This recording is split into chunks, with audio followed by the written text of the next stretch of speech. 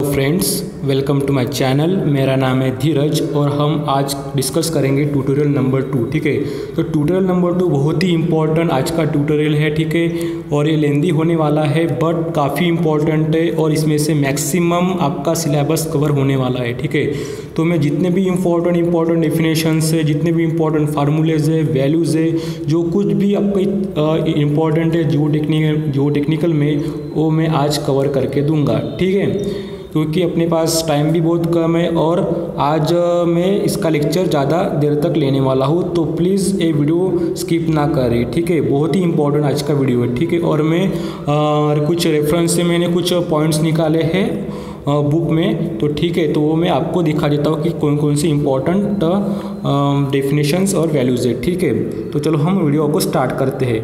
तो देखो कि आज का जो वॉल्यूमेट्रिक रिलेशनशिप में आपको ध्यान में रखना है कि वॉइड रेशो। ठीक है, तो वॉइड रेशो यानी क्या होता है कि, तो वॉइड रेशो यानी होता है कि volume of voids to the volume of soil solid. ठीक है, सबको अभी ये डेफिनेशन पार्ट है। ठीक है, कि क्या है कि वॉइड रेशो क्या होता है कि it is the ratio of the volume of the voids to the volume of the soil solid. ठीक है, सबको लर्न हो गई ये डेफिनेशन। देन देखो कि ये जो वॉइड रेशो होता है वो डेसिमल में होता है, जैसे कि 0.4 है, 0.58। ठीक है, तो देखो कि फॉर कोर्स ग्रेन सॉइल के लिए क्या होता है कि जो वॉइड रेशो होता है वो जनरली स्मॉलर होता है than the fine grain soil.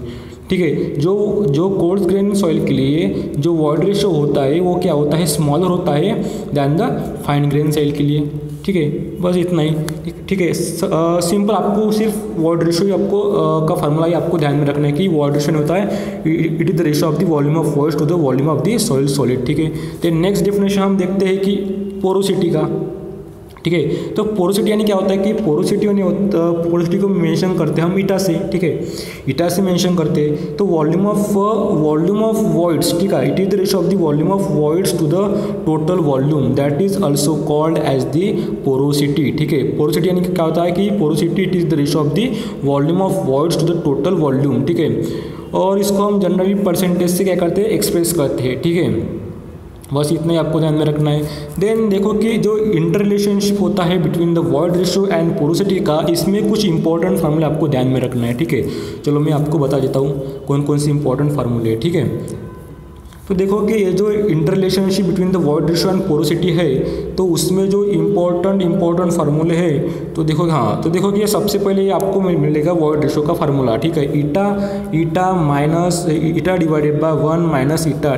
ठीक है, ये होगा आपका वॉइड रेशो के लिए फार्मूला। ये आपको ध्यान में रखना है। कभी कभी डायरेक्ट वैल्यू भी दी जा सकती है पोरोसिटी की और आपको बोलेगा कि वॉइड रेशो निकालो। ठीक है, तो आप सिंपल आपको ये ध्यान में रखना है। ठीक है, देन है नेक्स्ट फार्मूला यहाँ पे है कि हाँ, यहाँ पे देखो कि पोरोसिटी का यहाँ पे एक फार्मूला बन गया इस रिलेशन से कि eta is equal to porosity equals to void ratio divided by 1 plus void ratio. ठीक है, ये भी आपको क्या करना है, फार्मूला आपको ध्यान में रखना है।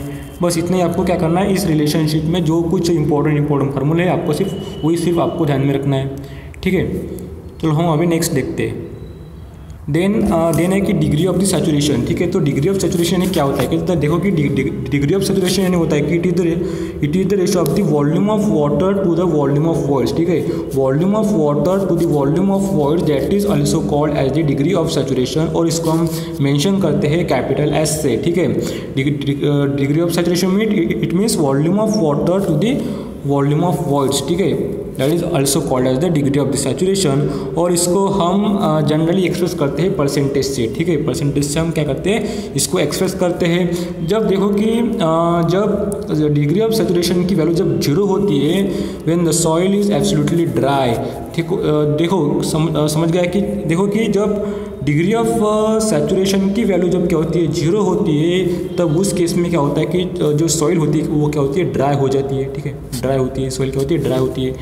जब degree of saturation is the 100% आता है when the soil is fully saturated. ठीक है, ये देखो कि आपको यहाँ पे दो कंडीशन ध्यान में रखना है कि जब डिग्री ऑफ द सैचुरेशन की वैल्यू 0 होती है तब सॉइल क्या होती है, ड्राई होती है, और जब डिग्री ऑफ द सैचुरेशन 100% होता है तब सॉइल क्या रहती है, फुल्ली सैचुरेटेड सॉइल रहती है। ठीक है, फुल्ली सैचुरेटेड सॉइल रहती है, बस आपको इतना ही ध्यान में रखना है। ठीक है, देन है कि the degree of the saturation is express as a SR। ठीक है, हम इसको SR से भी मेंशन करते हैं। ठीक है, और कैपिटल S से भी हम इसको मेंशन करते हैं। ठीक है, देन है नेक्स्ट आपका फार्मूला की percentage of the air voids. ठीक है, तो percentage of the air voids का फार्मूला देखो कि it is the ratio of the volume of air to the total volume, volume of air to the total volume, that is also called as the percentage of the air voids. ठीक है, ये भी आपको formula पता होना चाहिए। Then है air content. ठीक है, देखो कि ये फार्मूले बहुत ही इंपॉर्टेंट आ सकते हैं, यानी एक्सपेक्टेड है। ठीक है, तो सिर्फ आपको ध्यान में रखना है कि क्या क्या होता है कि एयर कंटेंट क्या है। ठीक है, तो देखो कि volume of air to the total volume of voids. ठीक है, बस इतने आपको एयर कंटेंट का फार्मूला ध्यान में रखना है। ठीक है, देन देखो कि यहाँ पे कुछ नोट दिया कि both air content and percentage of air voids. ठीक है, जो एयर कंटेंट और परसेंटेज एयर वॉइड्स में जब एयर क्या रहती है, 0 रहती है when the soil is saturated. ठीक है, जब एयर कंटेंट होता है तब क्या रहता है, 0 रहता है, यानी both the air content and the percentage of the air voids are 0 when the soil is saturated. ठीक है, बस आपको इतने पॉइंट आपको ध्यान में रखना है, इंपॉर्टेंट पॉइंट। ठीक है, देन हमारा नेक्स्ट है, देखो कि और हमारा जो नेक्स्ट है कि वाटर कंटेंट डिटर्मिनेशन। तो देखो कि कौन कौन से मेथड है कि उसके यूज़ करके हम वाटर कंटेंट क्या करते हैं, डिटरमाइन करते हैं। तो देखो कि पिछली बार पूछा गया था SSC JEE में कि वाटर कंटेंट डिटरमाइन करने के कौन कौन से मेथड है। देखो कि oven drying method, torsion balance method, pycnometer method, sand bath method, alcohol method, calcium carbide method, then radiation method. ठीक है, तो ये आपको मेथड आपको सिर्फ ध्यान में रखना है कि कौन कौन से मेथड होते हैं। ठीक है, कभी कभी पूछा जा सकता है और ऑप्शन में दिया रहता है। ठीक है, तो आपको एक पता होना चाहिए कि कौन कौन से ओवन ड्राइंग मेथड है, टॉर्शन बैलेंस मेथड है, पिक्नोमीटर मेथड है, sand bath method, alcohol method, calcium carbide method and radiation method. ठीक है, ये इंपॉर्टेंट है। ठीक है, देन हमारा नेक्स्ट इंपॉर्टेंट है कि डेंसिटी इंडेक्स। ठीक है, आप लिख लीजिए कि डेंसिटी इंडेक्स। ठीक है, तो देखो कि डेंसिटी इंडेक्स यानी क्या होता है कि उसका जो फार्मूला होता है कि e maximum minus e minimum. ठीक है, e maximum minus e minimum divided by e maximum minus e minimum. ठीक है, क्या होगा फार्मूला कि density index is equal to e max minus e divided by e maximum minus e minimum. This is most important formula. कभी कभी इस पर numerical भी आ जाते हैं कि ई मैक्सिमम की वैल्यू दी है, ये की दी है, ई मैक्सिमम ई मिनिमम की वैल्यू दी है, तो आपको डेंसिटी इंडेक्स निकालने के लिए बोला जाता है कभी कभी। ठीक है, तो आपको ये ध्यान में रखना, इसका फार्मूला बहुत ही इंपॉर्टेंट है। ठीक है, तो देखो कि यहाँ पे ई मैक्सिमम यानी क्या होता है कि ई मैक्सिमम यानी होता है कि the maximum void ratio in loosest state of the sandy soil and E minimum is the minimum void ratio in densest Sandy soil. बस आपको इतने ध्यान में रखना है। देखो कि ये मोस्ट इंपॉर्टेंट यहाँ पे देखो सब बहुत ही इंपॉर्टेंट है कि ऑब्जेक्ट में पूछा जा सकता है ऐसा कि देखो कि in the when loosest state में क्या होता है कि e is equal to e maximum होता है। ठीक है, तो वहाँ पे जो डेंसिटी इंडेक्स जो होता है वो होता है 0। ठीक है, एंड व्हेन डेंसेस्ट स्टेट में क्या होता है कि e is equal to e minimum होता है, और डेंसिटी इंडेक्स क्या होता है, उसकी जो वैल्यू होती है वो होती है 1। और आपको सबसे इम्पोर्टेंट फार्मूला ध्यान में रखना है कि जो डेंसिटी इंडेक्स जो होता है वो लाइज करता है बिटवीन 0 to 1। ठीक है, 0 to 1 में ही ये क्या करता है, डेंसिटी इंडेक्स क्या करता है, लाइज करता है। बस आपको इतना ही ध्यान में रखना है, बहुत ही इंपॉर्टेंट है, मोस्ट इंपॉर्टेंट है। ठीक है, वेरी वेरी इंपॉर्टेंट है।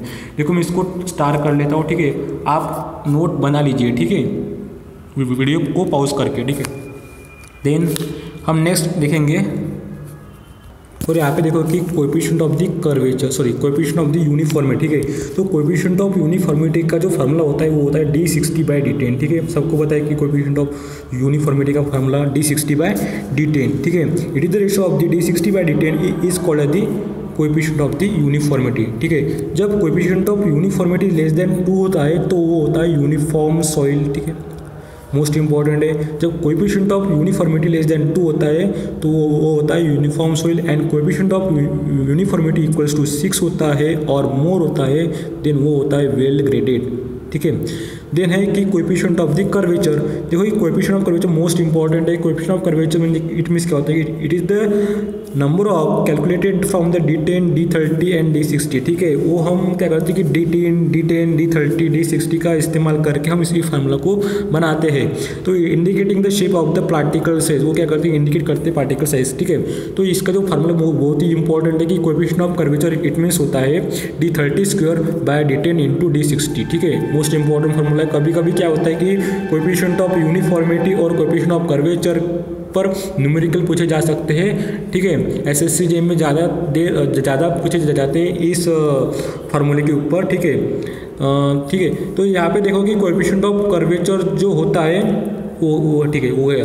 देखो कि दो कोएफिशिएंट ऑफ यूनिफॉर्मिटी के बारे में क्या है कि कि जब coefficient of uniformity is greater than the 4 that is called as the gravels, और जो ग्रेटर दैन 6 होता है that is called as sand, ठीक है।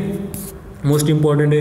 देन कि if coefficient of uniformity is equals to 1, ठीक है। जब कोएफिशिएंट ऑफ यूनिफॉर्मिटी 1 होता है then the particle are of the same size, ठीक है, सेम साइज का होता है, ठीक है। आप देख सकते हैं कि फॉर 1 मिनट, हाँ, देन देखो कि फॉर वेल ग्रेडेड सॉइल के लिए क्या होगा कि कोएफिशिएंट ऑफ कर्वेचर जो होता है must be lies between 1 to 3, 1 and 3 के बिटवीन में क्या होता है लाइज होता है। मोस्ट इंपॉर्टेंट है कि कोएफिशिएंट ऑफ द कर्वेचर होता है वो लाइज करता है 1 and 3 के बीच में, ठीक है, ठीक है। और यहाँ पे आपका यहाँ पे कंसेप्ट क्लियर हो जाएगा। मैं यहाँ पे देखा जाता हूँ, ठीक है। यहाँ पे देखो कि सॉइल की क्लासिफिकेशन है, coefficient of uniformity and coefficient of the curvature दिया है, ठीक है।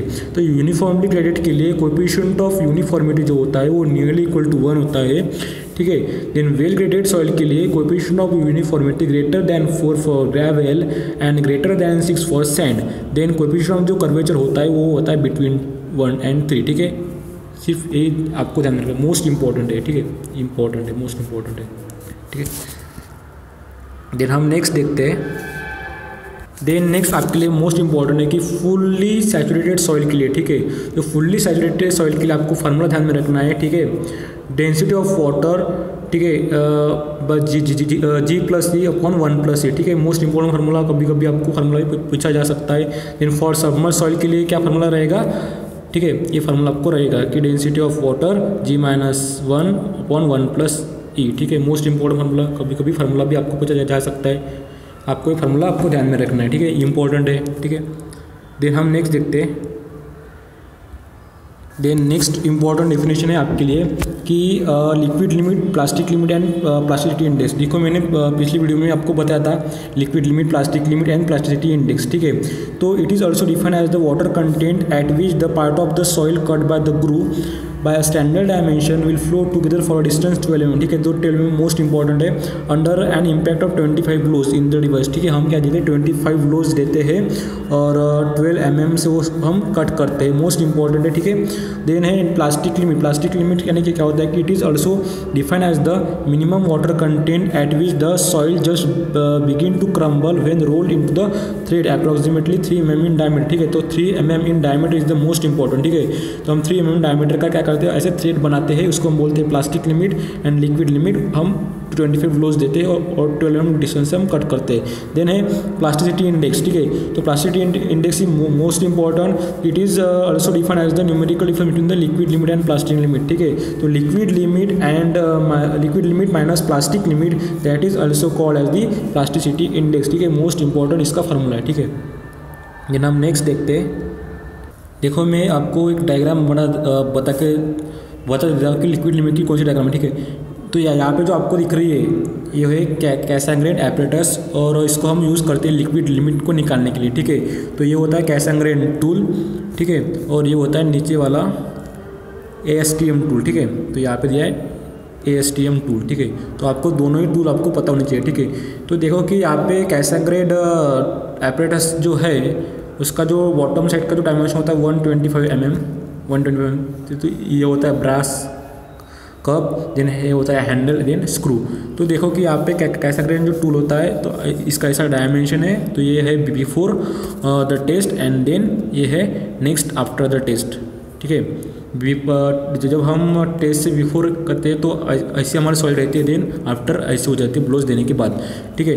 देन यहाँ पे दिया आपको ASTM टूल, या आप यहाँ से देख सकते हो कि ASTM टूल कैसा होता है। तो देखो कि दोनों के डिफरेंस क्या होते हैं, कि ASTM टूल एंड कैसंग्रेन टूल में क्या डिफरेंस है, ये आपको पता होना चाहिए। कभी कभी पूछा जा सकता है कि कैसंग्रेन टूल, ठीक है। पहले हम कैसंग्रेन टूल के बारे में देख लेते हैं, इसको जूम कर लेता हूँ, ठीक है।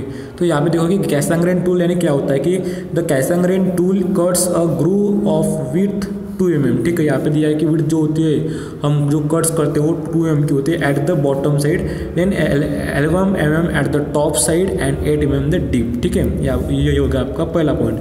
देन सेकंड पॉइंट क्या बोला कि the Casagrande tool is recommended for the normal fine grain soil, ठीक है। तो आपको पता होना चाहिए कि मोस्ट इंपॉर्टेंट है कि जो कैसंग्रेन जो टूल होता है वो यूज़ करते हैं for the normal fine grain soil के लिए, ठीक है।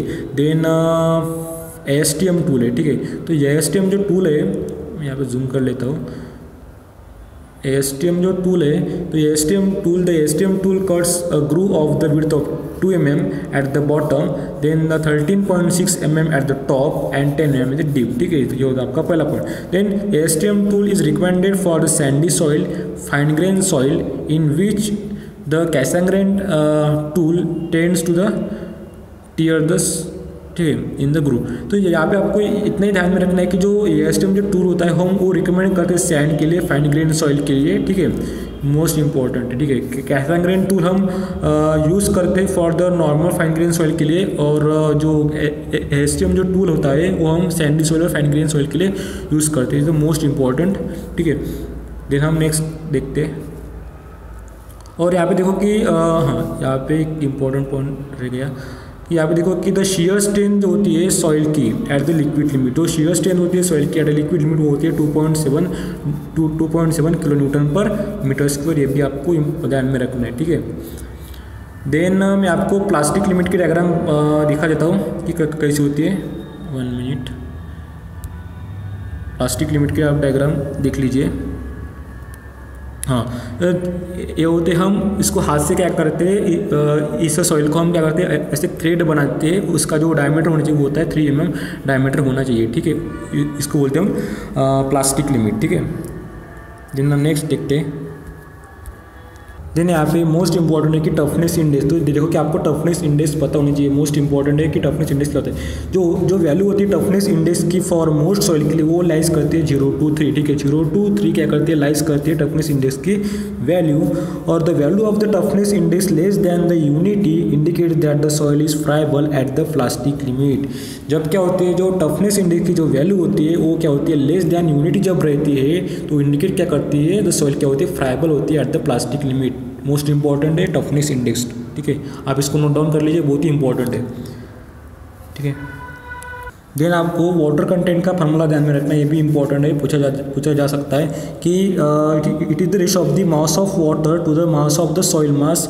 इसको हम एक्सप्रेस करते हैं परसेंटेज से, इसको हम इसलिए हमने इसको 100 से मल्टीप्लाई कर दिया, ठीक है। तो वाटर कंटेंट यानी हो गया कि weight of water to the dry soil mass, ठीक है। इसको हम बोलते हैं वाटर कंटेंट, ठीक है, मोस्ट इंपॉर्टेंट है।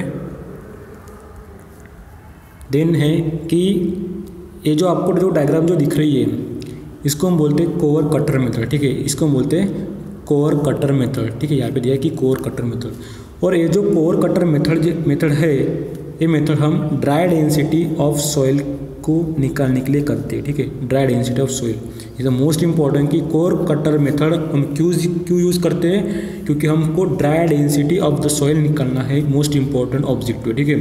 तो core cutter method dry density soil को निकालता है, ठीक है। तो यहाँ पे देखो कि मैं यहाँ पे जूम कर लेता हूँ, यहाँ पे जो आपको जो ऊपर साइड में दिख रहा है उसको हम बोलते हैं डॉली, ठीक है। जो डॉली का जो इंटरनल डायमीटर होता है वो होता है 100 mm, ठीक है। और यहाँ पे जो एक्सटर्नल जो डायमीटर होगा इसका होगा 115 mm। ये भी आपको पूछा जा सकता है कि डॉली का इंटरनल डायमीटर कितना होता है और एक्सटर्नल डायमीटर कितना होता है। देन जो height of the core cutter होता है वो होता है 130 mm, ठीक है, यहाँ पे आपको दिया है। और जो ये जो एज है वो होते हैं हार्डन कटिंग एज, ठीक है, क्योंकि हम उसको अर्थ में क्या करते हैं, उसको एंटर करते हैं, ठीक है। इस ट्रॉली को हम इस पर कोर कटर के ऊपर रखते हैं, देन इस हैमर से उसको क्या करते हैं, टैप करते हैं, उसकी वजह से वो ज़मीन में चला जाता है एक कटिंग एज, ठीक है। देन नेक्स्ट है, और यहाँ पे जो मैंने ड्राई डेंसिटी का फार्मूला बताना भूल गया कि ड्राई डेंसिटी का फार्मूला क्या होगा कि weight of the dry soil, ठीक है। तो weight of the dry soil divided by the volume of the soil mass, ठीक है। ये हो गया आपका ड्राई डेंसिटी का फार्मूला, ठीक है। चलो हम नेक्स्ट देखते हैं। देन नेक्स्ट है कि यहाँ पे आपको एक डायग्राम दिखाई दे रही होगी, इसको हम बोलते हैं सैंड रिप्लेसमेंट मेथड, ठीक है। इसको हम बोलते हैं सैंड रिप्लेसमेंट मेथड। ये भी आपको पता होना चाहिए कि सैंड रिप्लेसमेंट मेथड, देखो कि सैंड रिप्लेसमेंट मेथड क्या करता है कि इससे हम क्या निकालते हैं, dry density of the soil निकालते हैं, ठीक है। Dry density of the soil निकालते हैं, मोस्ट इंपॉर्टेंट है कि ड्राई डेंसिटी ऑफ सॉइल निकालते हैं किससे, सैंड रिप्लेसमेंट मेथड से। और हमने पिछली बार अभी देखा था कि कोर कटर मेथड से, ठीक है। कोर कटर मेथड और सैंड रिप्लेसमेंट मेथड ये क्या करती है, ड्राई डेंसिटी निकालते हैं सॉइल की, ठीक है। और यहाँ पे आपको दिख रहा होगा कि यहाँ पे दिख रहा है कि कैलिब्रेशन कंटेनर, ये होगा आपका कैलिब्रेशन कंटेनर, आप यहाँ से देख सकते हो, ठीक है। देन है कि सैंड पोरिंग सिलेंडर, ठीक है, ये होगा आपका सैंड पोरिंग सिलेंडर। देन यहाँ पे नीचे है कि ट्रे विथ सेंट्रल होल, ठीक है। तो यहाँ पे है ट्रे विथ सेंट्रल होल, ठीक है। समझ गया, बस इतने आपको यानी आपको विजुअलाइज होना चाहिए कि डायग्राम यानी क्या होती है कि सैंड रिप्लेसमेंट मेथड की डायग्राम यानी वो एपरेटस कैसा होना चाहिए, यानी कैसा आपको विजुअलाइज होना चाहिए, इसलिए मैंने आपको यहाँ पे डायग्राम प्रोवाइड की है, ठीक है। समझ गया, ठीक है। देन हम नेक्स्ट देखते हैं।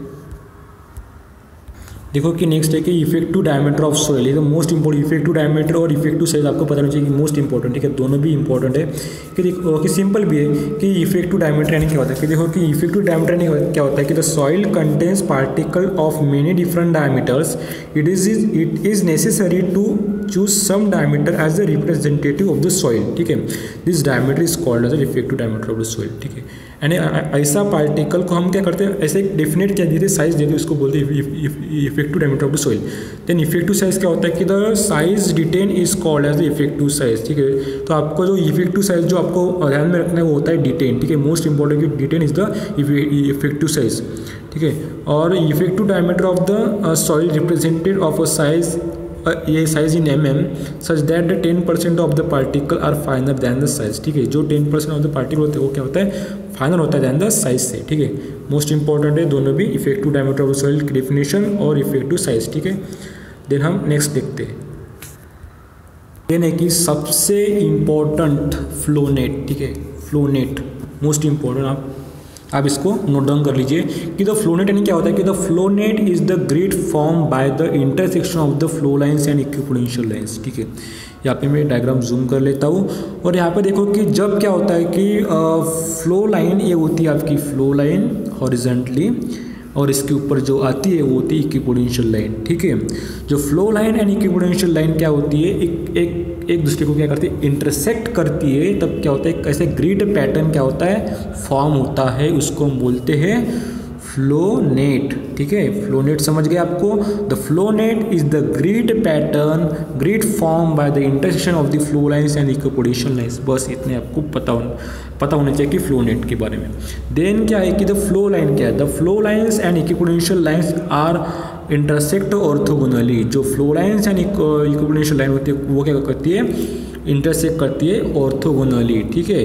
देन तो देखो कि ए फ्लो चैनल क्या होता है, फील्ड क्या होता है, ये भी आपको पता होना चाहिए कि the portion of the the portion of a flow net, जो पोर्शन होता है फ्लो नेट का bounded by the two adjacent flow lines is called as the flow channel, ठीक है। जो फ्लो लाइन जो होती है, जो फ्लो लाइन होती है वो यानी द ऐसे portion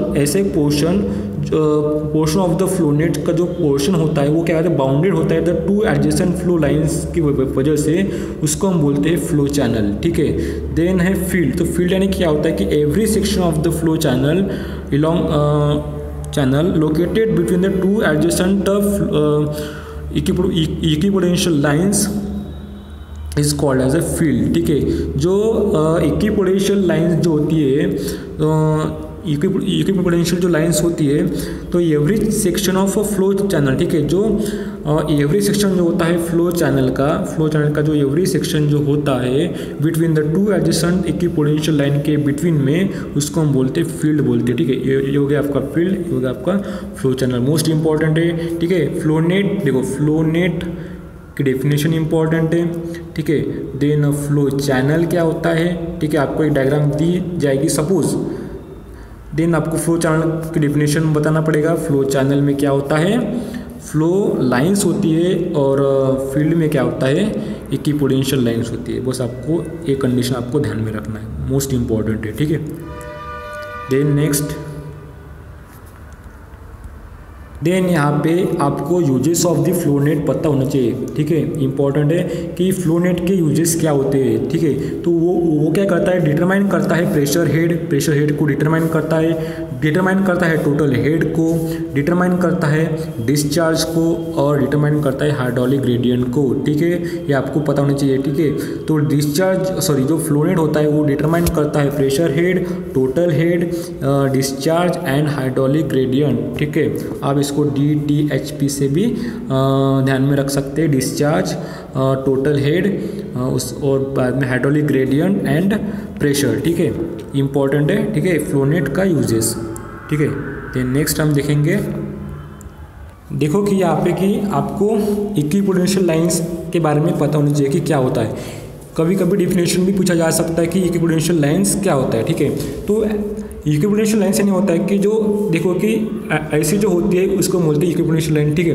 and equipotential line is a line passing through the points of equal hydraulic potential or head is called as equipotential lines, ठीक है। तो यहाँ पे देखो कि ये जो इक्विपोटेंशियल लाइंस होती है, और ये हो गई आपकी फ्लो लाइन, ठीक है।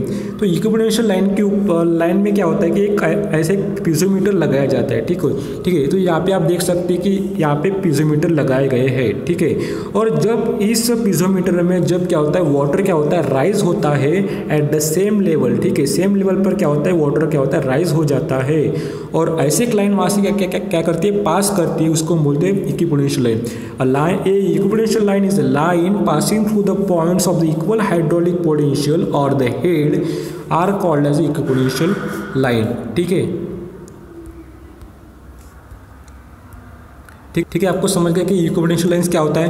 Then if a piezometer are inserted along an equipotential line, water will rise to the same elevation in all the piezometer, ठीक है।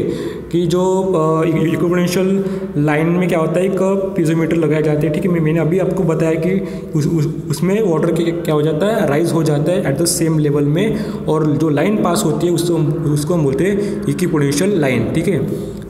Then equipotential line are always perpendicular to the flow line, ठीक है। कि equipotential line जो होती है वो always perpendicular होती है फ्लो लाइन को, ठीक है, परपेंडिकुलर है, ठीक है।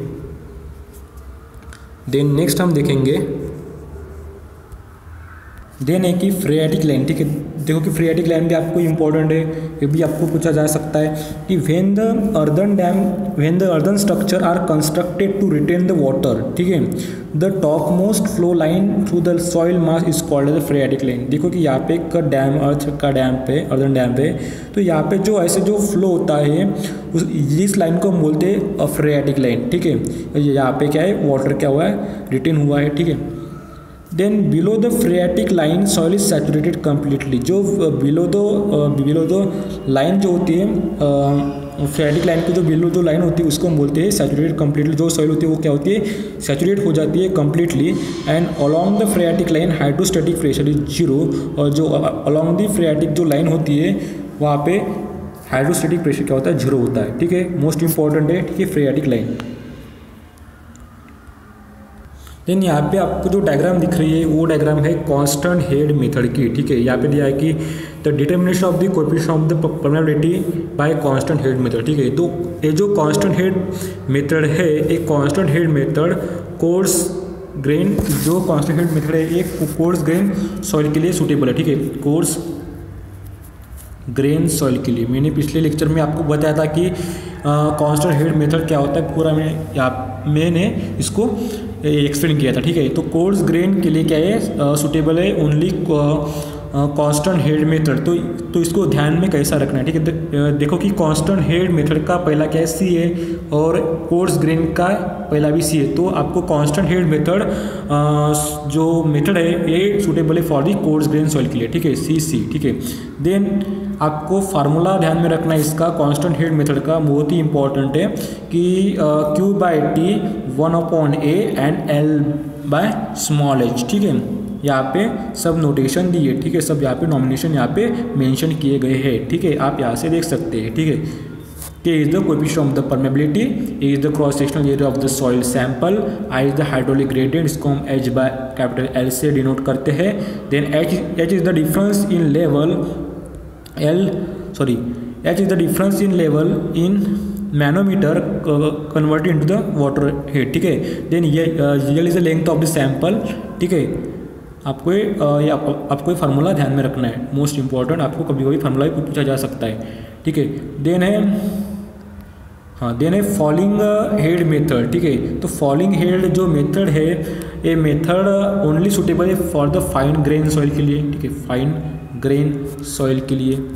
तो इसको ध्यान में कैसा रखना है कि देखो कि फॉलिंग हेड का पहला जो वर्ड्स है वो एफ है, इसका भी वर्ड एफ है, तो आपको ऐसा ध्यान में रखना है कि ठीक है। तो फॉलिंग हेड जो टेस्ट है वो फाइन ग्रेन के लिए, और कांस्टेंट जो हेड मेथड है वो कोर्स ग्रेन के लिए, ठीक है। बस इतने आपको सिंपल ध्यान में रखना है, मोस्ट इंपॉर्टेंट है, ठीक है, क्योंकि अभी PWD 2018 में इसका ऑब्जेक्टिव आता है कि कांस्टेंट हेड मेथड किस सॉइल के लिए सूटेबल है, ठीक है, तो वो कोर्स ग्रेन सॉइल के लिए, ठीक है। नेक्स्ट इसका फार्मूला आपको पता होना चाहिए कि क्या होता है, ठीक है, small a capital L by A into T2 minus T1 log to the E and N1/N2, ठीक है, मोस्ट इंपॉर्टेंट फार्मूला है, ठीक है।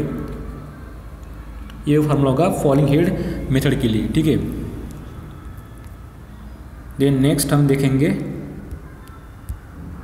देन आपको कुछ इंपॉर्टेंट डेफिनेशन आपको पता होनी चाहिए कि bearing capacity of solid means क्या होता है, ठीक है, कि what is mean by the bearing capacity of the soil, ठीक है। The maximum average intensity of the applied pressure that loaded area can carry before the it fails in shear. उसने क्या बोला है कि किसी एरिया, किसी लोडेड एरिया, सपोज ये क्या है, अर्थ है, ठीक है, तो इस अर्थ पे क्या आ रहा है, प्रेशर आ रहा है, ठीक है, यानी बहुत ज़्यादा क्या है, प्रेशर आ रहा है, मैक्सिमम एवरेज इंटेंसिटी आपका प्रेशर आ रहा है इसमें। तो ये क्या हो रहा है कि ये फेल नहीं हो रहा है शियर में, ठीक है। जब प्रेशर आता है किसी लोडेड एरिया के ऊपर तब ये फेल नहीं होता शियर में, इसको हम बोलते हैं bearing capacity of the soil, ठीक है। जब हम ब्लैक कॉटन सॉइल में जब हम मैक्सिमम अप्लाइड प्रेशर हम जब करेंगे किसी लोडेड एरिया के ऊपर, सॉइल के ब्लैक कॉटन सॉइल के ऊपर, तो क्या हो जाएगा, शियर में क्या हो जाएगा, फेल हो जाएगा, क्योंकि bearing capacity of the soil जो होती है कॉटन सॉइल की, सॉरी ब्लैक कॉटन सॉइल की, तो वो क्या होती है, लो होती है, ठीक है, ठीक है। तो ये होगा आपका definition bearing capacity of soil का, क्या होगा, the maximum average intensity of the applied pressure that loaded area can carry before it fails in shear, that is also called as the bearing capacity of the soil, ठीक है। यहाँ पे बोला before it fails in shear, most important है, ठीक है, bearing capacity of the soil की definition. Then है अल्टीमेट बियरिंग कैपेसिटी। तो अल्टीमेट बियरिंग कैपेसिटी यानी क्या होता है, इसको हम मेंशन करते हैं QU से, ठीक है, you it means ultimate. The ultimate bearing capacity is the gross pressure at the base of the foundation. यानी क्या होता है कि जो ultimate bearing capacity of the ऐसी कैपेसिटी होती है जो ग्रॉस प्रेशर आता है at the base of the foundation के ऊपर, eight which the soil fails in shear. तो क्या होता है, सॉइल क्या हो जाती है, फेल्स हो जाती है शियर में, that is also called as the ultimate bearing value, और इसको बोलते हैं अल्टीमेट बियरिंग प्रेशर, ठीक है। तो अल्टीमेट बियरिंग कैपेसिटी यानी क्या होगा आपका कि जो अल्टीमेट बियरिंग कैपेसिटी यानी जो ग्रॉस प्रेशर आता है at the base of the foundation के ऊपर आता है, इसको हम बोलते हैं अल्टीमेट बियरिंग कैपेसिटी, ठीक है। और बियरिंग कैपेसिटी यानी मैक्सिमम प्रेशर आता है किसी लोडेड एरिया के ऊपर और वो फेल नहीं होता शियर में, उसको हम बोलते हैं bearing capacity of the soil.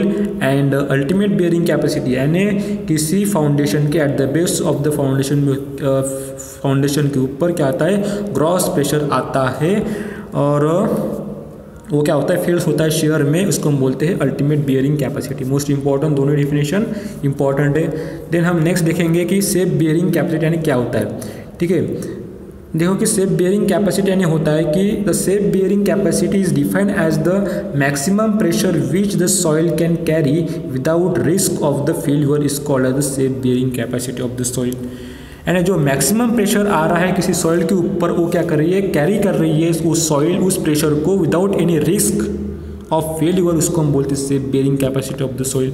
उसका जो फार्मूला होता है safe bearing capacity of soil का, ultimate bearing capacity of the soil divided by the factor of the safety. ठीक है, तो फैक्टर ऑफ द सेफ्टी कितनी होनी चाहिए ये भी आपको पता होना चाहिए। तो फैक्टर ऑफ द सेफ्टी यहाँ पे लिखा है 3 to 5।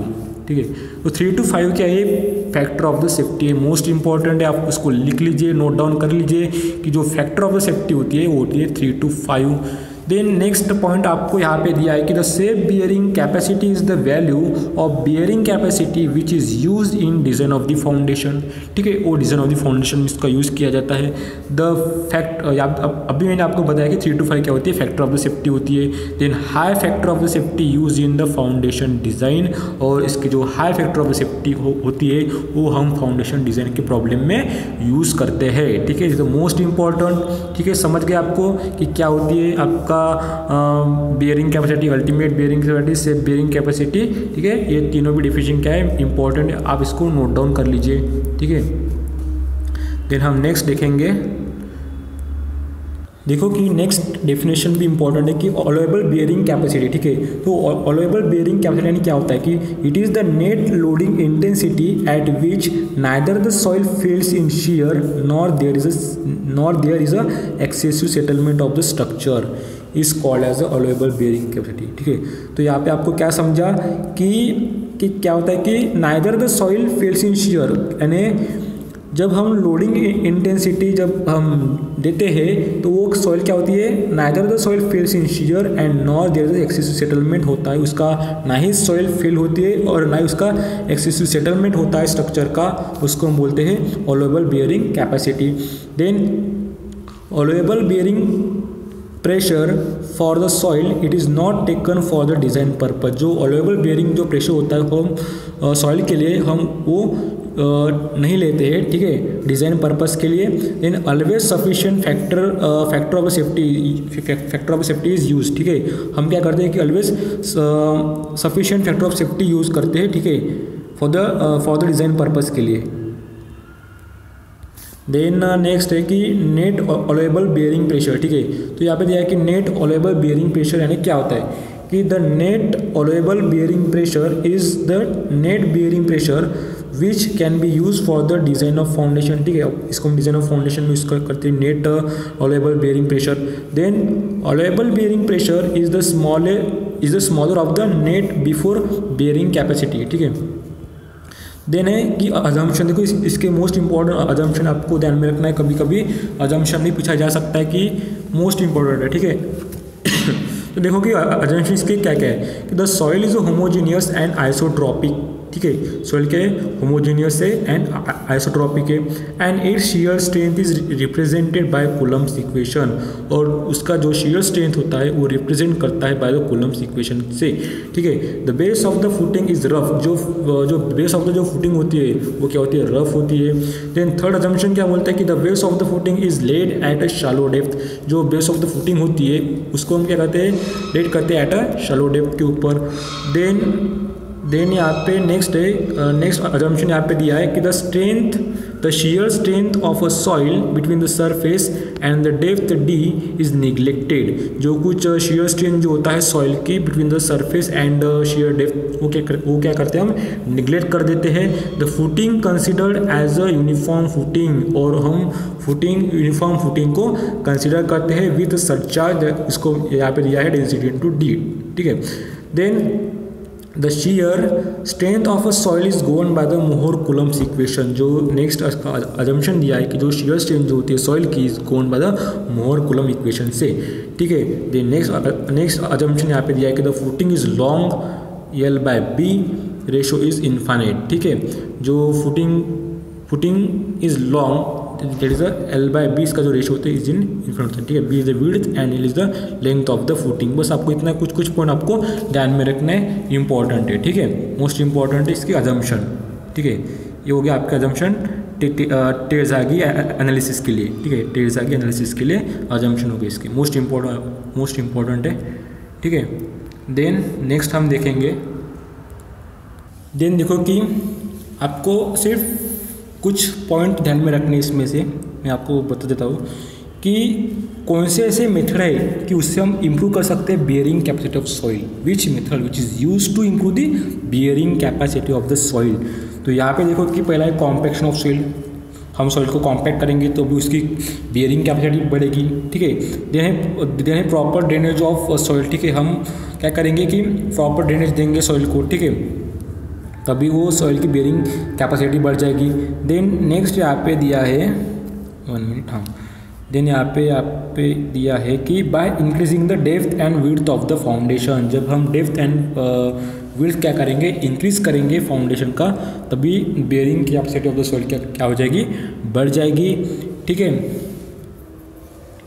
यहाँ पे दिया कि increase in width gives the greater bearing capacity since the bearing area is more, ठीक है, क्योंकि हमको एरिया ज़्यादा मिल जाएगा, ठीक है। देन है कि by use of the chemical, देखो कि केमिकल का यूज़ भी करके हम bearing capacity of the soil को बढ़ा सकते हैं, ठीक है। तो उससे क्या होती है कि जो सॉइल जो होती है वो क्या होती है, डेंस हो जाती है, और कुछ हम केमिकल उसमें यूज़ करते हैं, वो होते हैं sodium silicate, calcium chloride are use to solidify the soil by, ठीक है, बाय इंजेक्टिंग द सॉल्यूशन, ठीक है। देखो कि कुछ केमिकल को यूज़ करके हम सॉइल को भी क्या कर सकते हैं, उसकी बियरिंग कैपेसिटी को बढ़ा सकते हैं, और this method is costly and rarely used, ठीक है। इस मेथड को हम रेयरली यूज़ करते हैं और ये मेथड कॉस्टली भी होती है, ठीक है। देन है कि ग्रूटिंग प्रोसेस से भी सॉइल की स्ट्रेंथ को बढ़ाया जा सकता है। देन है रिप्लेसमेंट ऑफ पुअर सॉइल, देखो कि पुअर सॉइल का रिप्लेसमेंट करके भी हम सॉइल की बियरिंग कैपेसिटी बढ़ा सकते हैं, ठीक है। देन नेक्स्ट है, देखो कि अर्थ प्रेशर यानी क्या होता है। देखो मैंने देखो कि पिछली वीडियो में बताया था कि अर्थ प्रेशर क्या होता है, ठीक है।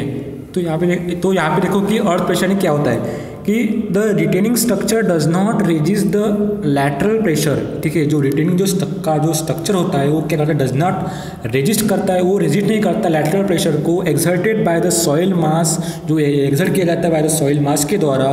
This lateral pressure is also called as the earth pressure, इसको हम बोलते हैं अर्थ प्रेशर, ठीक है। आ गया ध्यान में। देन है active pressure, what is the active pressure. The active pressure यानी क्या होता है कि the pressure exerted on the retaining wall, जो प्रेशर एक्ट होता है रिटेनिंग वॉल के ऊपर, resulting from the slide moment, वो क्या होता है कि वो जो वॉल का जो मोमेंट हो जाता है अवे फ्रॉम द फिलिंग, ठीक है, is called as earth pressure, ठीक है। कि देखो कि एक है रिटेनिंग वॉल का स्ट्रक्चर है, यहाँ पे क्या आ रहा है, एक्टिव प्रेशर आ रहा है, ठीक है। यहाँ पे आपकी फीलिंग है, ठीक है। तो वो क्या हो रहा है कि जो प्रेशर आपका एग्जर्ट हो रहा है रिटेनिंग वॉल के ऊपर, उसका जो स्लाइड मोमेंट हो जाता है वॉल का away from the filling is called as active earth pressure, इसको बोलते हैं एक्टिव अर्थ प्रेशर, ठीक है, समझ गए। Then active earth pressure develops on the right hand side when the wall moves towards the left, ठीक है। जो एक्टिव अर्थ प्रेशर जो डेवलप होता है वो होता है राइट हैंड साइड में, और व्हेन द वॉल क्या होती है, मूव्स होती है टुवर्ड्स द लेफ्ट, ठीक है। ये कंसेप्ट आपको ध्यान में रखना है कि जो एक्टिव अर्थ प्रेशर जो डेवलप होता है वो होता है राइट हैंड के साइड में, और जो वॉल जो होती है वो मूव हो जाती है टुवर्ड्स द लेफ्ट में, ठीक है। और मैं इसके इम्पोर्टेंट फार्मूले अभी नेक्स्ट में आपको बता देता, ठीक है। वो भी आपको इम्पोर्टेंट फार्मूला ध्यान में रखना है, ठीक है। देन है passive pressure, what is the passive pressure, ठीक है। आपको सभी कंसेप्ट आपको ध्यान में रखना है, सबकी डेफिनेशन आपको ध्यान में रखना है, ठीक है। देन पैसिव प्रेशर यानी क्या होता है कि the passive earth pressure is pressure when the moment of the retaining wall is such that the soil tends to compress horizontally। यहाँ पे देखो कि मोमेंट आ रहा है, यहाँ पे फीलिंग है आपकी, यहाँ पे क्या है, फेल्यूर वेज हो रहा है, तो यहाँ पे देखो कि द पैसिव अर्थ प्रेशर जो होता है वो डेवलप होता है लेफ्ट साइड में of the wall below the ground level, इसको हम बोलते हैं पैसिव अर्थ प्रेशर। समझ गया, पैसिव अर्थ प्रेशर होता है लेफ्ट साइड में डेवलप होता है, और एक्टिव अर्थ प्रेशर जो होता है वो होता है राइट हैंड साइड में। एक्टिव अर्थ प्रेशर की कंडीशन में जो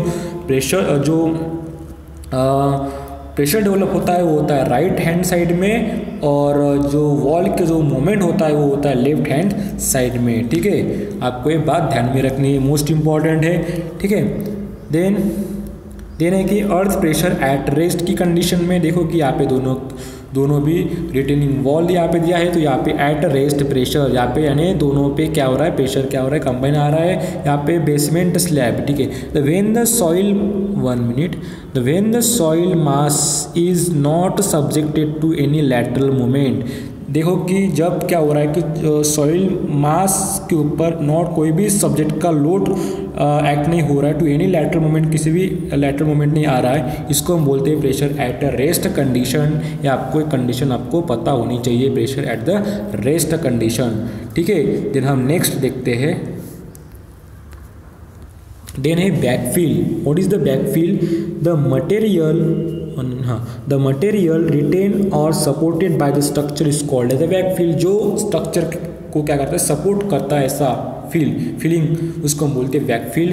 देन है सरचार्ज। ठीक है, द बैकफिल में हैव इट्स टॉप सरफेस, ठीक है, जो बैकफिलिंग जो होती है वो में have the top surface horizontal होती है और इंक्लाइन भी होती है। This backfill lying above the horizontal plane at the elevation at the top of the wall is called as search, इसको बोलते हैं सर्च चार्ज। आप यहाँ पे देख सकते हो कि एक कैसे रिटेनिंग वॉल है, यहाँ पे बैक फिलिंग की जा रही है, और यहाँ पे जो एंगल बन रहा है वो आपका बीटा, उसको बोलते हैं सर्च चार्ज। ठीक है, और कुछ इंपॉर्टेंट है यहाँ पे कि bearing capacity of the soil के ऊपर कौन कौन से फैक्टर्स अफेक्ट करते हैं, जिसको मोस्ट इंपॉर्टेंट फैक्टर्स है, पूछा जा सकता है एग्जाम में, टाइप्स ऑफ द फैक्टर्स। देखो कि द टाइप्स ऑफ सॉइल, ठीक है, ऑब्वियसली कौन कौन सी सॉइल उस पर अफेक्ट करती है। ठीक है, types of soil is the main factor. Physical properties such as the density, shear strength, ठीक है, जो उसकी जो फिजिकल प्रॉपर्टी होती है सॉइल की, डेंसिटी हो गई, शियर स्ट्रेंथ होगी, उसके ऊपर भी ये फैक्टर क्या करता है, अफेक्ट करता है बियरिंग कैपेसिटी सॉइल के ऊपर। देन है position of the water table, की वाटर टेबल का पोजीशन कैसे है, यानी सॉइल के कितने डेप्थ पर का यानी वाटर टेबल है। ठीक है, position of the water table. Then type of the foundation, कौन सा आपने type of the foundation use किया, इसके ऊपर ही फैक्टर्स अफेक्ट करते हैं। ठीक है, then size and shape of the foundation, आपने कौन सा साइज एंड कौन सा शेप दिया है फाउंडेशन को, भी मेन फैक्टर अफेक्ट करता है बियरिंग कैपेसिटी सॉइल के ऊपर। देन है रिजिडिटी ऑफ द स्ट्रक्चर, ठीक है, स्ट्रक्चर की रिजिडिटी भी is the main factor which is affect on the bearing capacity of the soil, this is the main factor, important है। ठीक है, आप इसको नोट डाउन कर लीजिए। ठीक है, देन हम नेक्स्ट देखेंगे इंपॉर्टेंट फार्मूले अर्थ प्रेशर के लिए और active earth pressure and passive earth pressure के लिए। ठीक है, देखो कि अभी मैं आपको बताने वाला हूँ वो फार्मूले है एक्टिव अर्थ प्रेशर के लिए एंड पैसिव अर्थ प्रेशर के लिए। मोस्ट इंपॉर्टेंट फार्मूले कभी कभी डायरेक्ट भी पूछा जा सकता है। ठीक है, तो सबसे पहले यहाँ पे जाएगी एक्टिव अर्थ प्रेशर के लिए फार्मूला। तो देखो कि ये है एक्टिव अर्थ प्रेशर के लिए formula K minus sine phi upon 1 plus sine phi का formula. It is the most important formula. ठीक है, मैंने पिछले लेक्चर में भी आपको बताया था कि एक्टिव अर्थ प्रेशर का फार्मूला।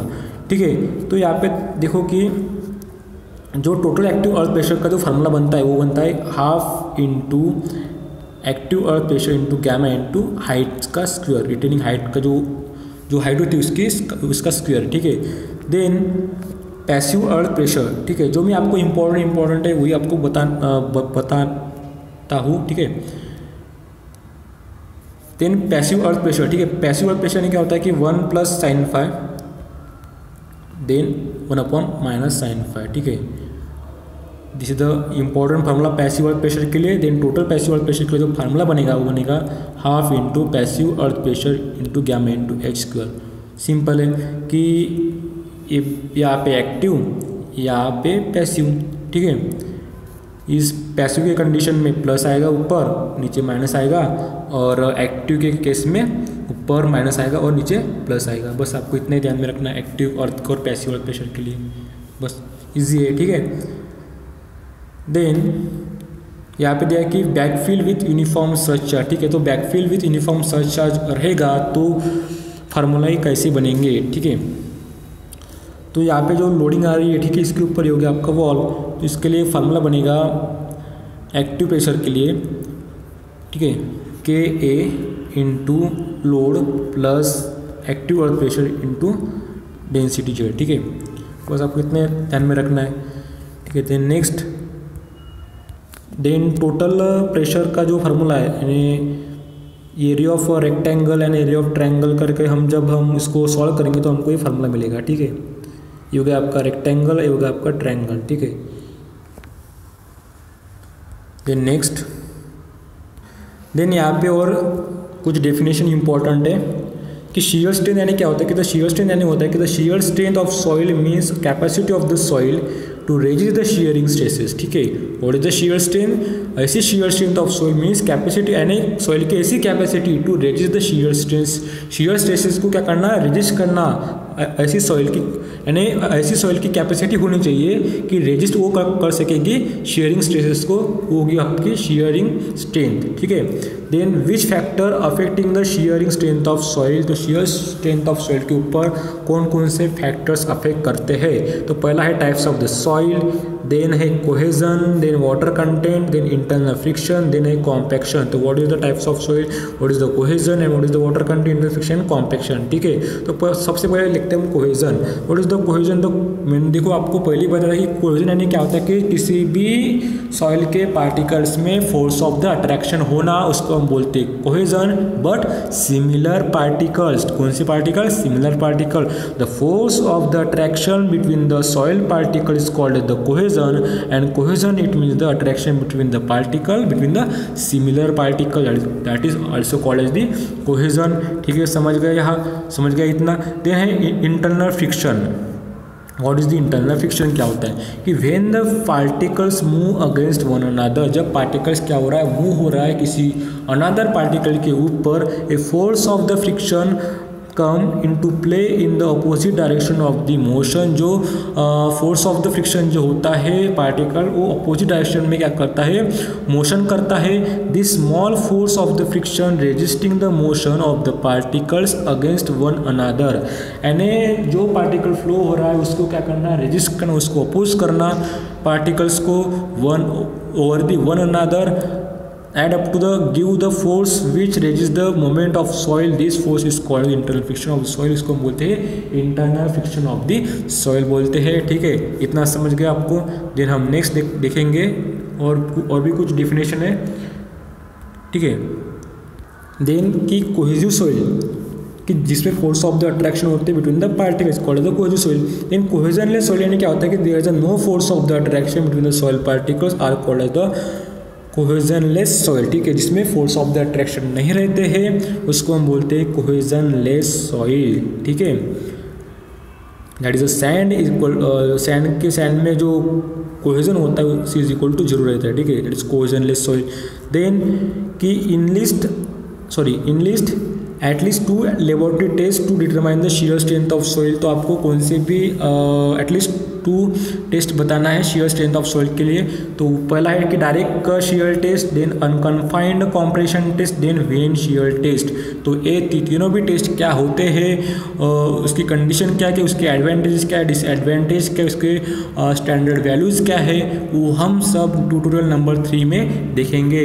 अभी देखो कि हमारा सिलेबस 2 ट्यूटोरियल में एंड हो जाएगा, ठीक है। मैं आपको इंपॉर्टेंट फार्मूले, उसके न्यूमेरिकल्स यानी शॉर्ट न्यूमेरिकल और इम्पोर्टेंट टर्म्स, कंडीशंस और कुछ अजम्पशंस है और कुछ डेफिनेशंस है, फार्मूलेज है, मैं आपको नेक्स्ट ट्यूटोरियल में बता दूंगा, ठीक है।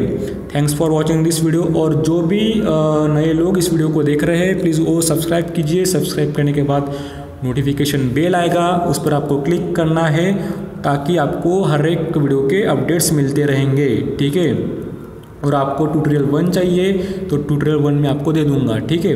प्लीज़ आप मुझे व्हाट्सअप कीजिए, ठीक है। और जो मैंने ट्यूटोरियल 2 आपको दिया था अभी व्हाट्सअप पे एंड तो वो मैंने कैंसिल कर दिया क्योंकि उसमें ऑब्जेक्टिव थे और ऑब्जेक्टिव से हम जब चलते तो हमारा सिलेबस भी कवर नहीं होता है, यानी वो इम्पोर्टेंट नहीं, वो इम्पोर्टेंस नहीं रखता क्योंकि हमको रटना नहीं है, हमको कोई भी ऑब्जेक्टिव रटना नहीं है, उसका कंसेप्ट समझना है, ठीक है, तभी हम एग्ज़ाम को क्रैक कर सकेंगे, ठीक है।